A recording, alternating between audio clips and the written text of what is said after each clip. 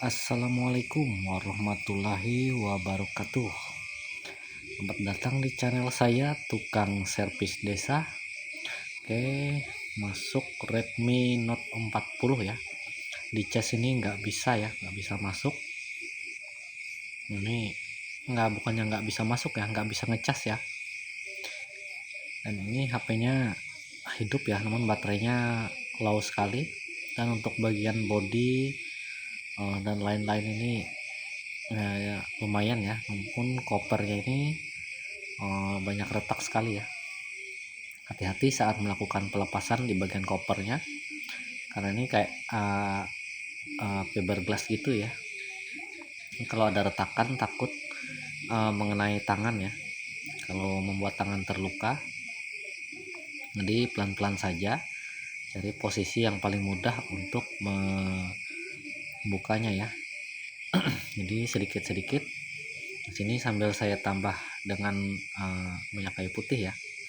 Bisa juga menggunakan yang lain. Oke, jadi untuk HP ini info usernya kalau dicas itu kayak bau gosong gitu ya, bau kebakar gitu. Jadi kalau dicas itu kayak bau asap gitu ya. Namun nanti akan kita lakukan pengecekan terlebih dahulu kondisi HP-nya ya. Jadi pelan-pelan saja saat melakukan pembukaan bagian covernya ya, dan hati-hati saat membukanya, takutnya bisa terkelupas bagian covernya ini. Jadi sedikit-sedikit saja dan hati-hati ya, karena ini banyak retakan, takutnya ada bagian cover yang tajam bisa membuat tangan terluka ya. Jadi sedikit-sedikit saja sampai benar-benar terlepas ya. Sebenarnya kalau peralatannya lengkap mungkin lebih cepat ya, karena peralatan saya masih belum memadai, jadi saya lakukan pelan-pelan seperti ini ya. Jadi sedikit-sedikit sampai semua benar-benar terlepas ya. Dan di sini saya masih menggunakan minyak kayu putih ya, jadi untuk melunakkan lemnya ya. Jadi pelan-pelan saja sampai benar-benar terbuka ya. Untuk bagian covernya seset pelan-pelan dan jangan terlalu dalam ya, karena ada fleksibel fingerprint ya untuk di bagian dalamnya. Tapi coba dicek pelan-pelan ya, namun kayaknya ini fingerprintnya ada di bagian LCD ya, jadi aman ya untuk bagian belakangnya. Jadi diseset pelan-pelan saja. Dan HP ini juga sepertinya sudah pernah diservis apa belum ya, mudah-mudahan masih belum pernah diservis ya HP-nya. Oke, di sini sudah mulai terbuka untuk bagian covernya dan alhamdulillah sudah terlepas ya. Dan untuk keadaan HP-nya ternyata masih segel ya, belum pernah diservis. Jadi karena fokus ingin membuka di bagian mesin bawah, karena itu saat dilakukan pengecasan itu info usernya kayak ada bau gosong gitu ya. Jadi saya akan fokus di bagian mesin bawah ya. Dan ini untuk bagian mesin bawah ini terhubung dengan LCD dan beberapa fleksibel ya, seperti fleksibel LCD, mainboard, dan ada fingerprint juga ya. Dan untuk kabel antena juga ada dua ya. Jadi antena itu satu itu kayak nempel di buzzer speakernya ya, itu menyatu di sama baut ya. Ini untuk bagian kabel antena satunya ya. Kemudian lanjut angkat bagian mesin bawahnya ya. Kan hati-hati karena di sini ada 3 fleksibel ya. Kemudian ada kabel antena juga. Ini untuk bagian fleksibel LCD ini pelan-pelan saja saat melakukan pembukaan, karena rentan sekali robek ya, atau mengenai bagian fleksibelnya. Nanti bukannya malah jadi cuan ya, malah tambah jong ya, akhirnya nombok. Jadi pelan-pelan saja untuk membuka di bagian mesin bawah ya. Jangan lupa juga untuk di bagian mesin bawah ini untuk SIM tray ada di mesin bawah ya. Jadi di sini kalau baru pertama kali membuka ini pasti seperti ini ya, seperti saya ini kesusahan ya, karena HP ini juga baru pertama saya buka. Jadi pada HP ini untuk SIM tray-nya ada di bagian bawah. Jadi ini yang bikin kadang bisa kelupaan ya, karena biasanya ada di samping atau di atas ya. Namun ini posisinya di bagian bawah ya, dekat konektor cas. Ini untuk SIM tray-nya posisinya di bagian mesin bawah. Jadi ada beberapa bagian yang menyatu seperti fleksibel, fingerprint, dan untuk fleksibel LCD ada di bagian atas mesinnya ya. Jadi pelan-pelan saja saat membukanya, takut kena bagian fleksibelnya ya. Jadi nanti malah nombok ya akhirnya. Oke, jadi di sini saya lakukan pengecekan, ternyata untuk bagian konektornya ini bekas masuk air ya. Dan di sini setelah saya lakukan pengecekan beberapa kali, dan ini sangat panas ya, sangat panas sekali setelah saya coba cas. Nah ini panas ya di bagian konektornya. Nah di bagian konektor sebelah kanan ini sangat panas. Jadi memang sepertinya ada kayak bekas kebakar gitu ya. Dan ini bikin kondisinya kayak apa ya, kayak short gitu ya, namun enggak short di bagian mesinnya ya, kayak di konektor gitu. Jadi mungkin saya akan coba tes terlebih dahulu dan bersihkan ya. Kita akan coba cek lagi apakah benar bahwa di bagian ini ada jalur yang konslet ya. Setelah saya cek-cek, ternyata memang ada bagian-bagian yang seperti kena gosong itu ya.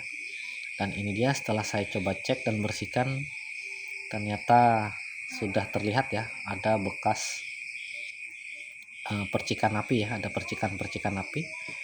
Jadi di sini saya konfirmasi dulu ke usernya untuk mengganti dengan papan cas yang baru ya. Kemungkinan di mesin yang lama itu terjadi short ya pada konektor casnya, atau ada jalur yang konslet ya. Dan mudah-mudahan cuma di bagian itu saja yang bermasalah ya, tidak merambat ke yang lain. Karena HP-nya ini bekas kemasukan air ya. Oke, setelah melakukan pergantian mesin baru, jadi langsung saja saya lakukan pemasangan. Pastikan untuk kabel antena, fleksibel dan lain-lainnya sudah terpasang sempurna ya. Jangan lupa dipaskan kembali agar tidak ada bagian-bagian yang terangkat ya. Oke, di sini untuk fleksibelnya saya rapikan dulu. Dan ini posisinya agak lumayan ribet ya sebenarnya, karena harus membuka beberapa bagian di atasnya ya, karena mesin bawah mesinnya ini berada di bawah fleksibel ya.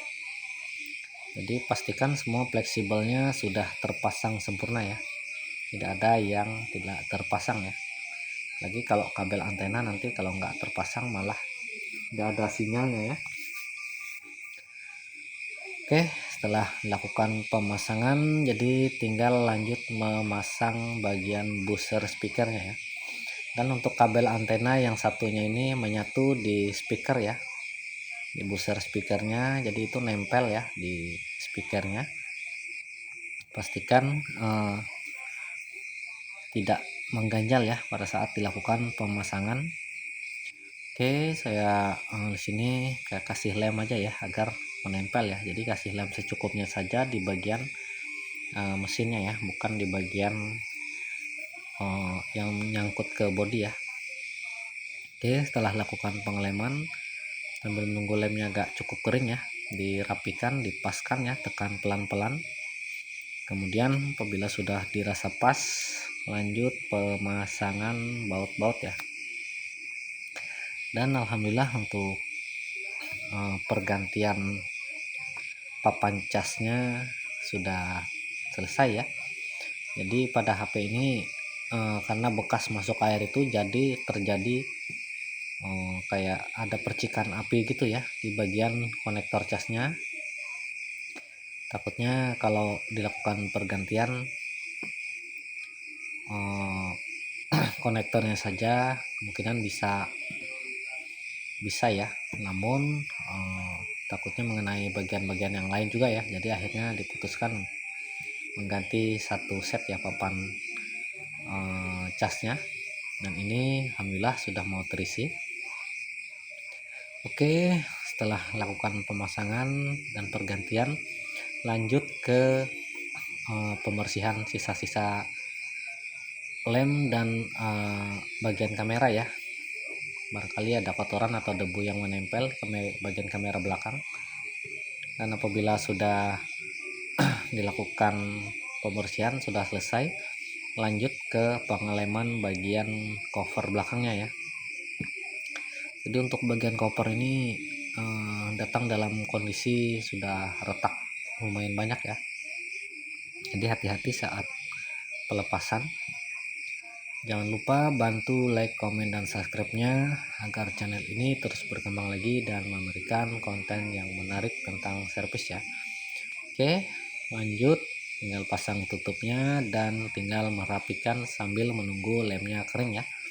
Sini bisa ditambah isolasi atau perekat atau penjepit dan lain-lain sebagainya yang bisa menahan agar tidak terangkat ya. Jadi untuk kekencangan masing-masing ya, kita gunakan perasaan saja. Jadi apabila sudah dirasa pas, dan pastikan untuk cek-cek juga untuk bagian tombol dan lain-lainnya ya. Oke, alhamdulillah untuk pemasangan HP ini sudah selesai. Tinggal mengkonfirmasi ke usernya bahwa HP-nya sudah selesai. Dan jangan lupa sambil dibersihkan ya. Jadi setelah saya lakukan pengecekan, HP ini sudah aman ya. Dan untuk casnya sudah support fast charging juga ya. Oke, mantap. Assalamualaikum warahmatullahi wabarakatuh.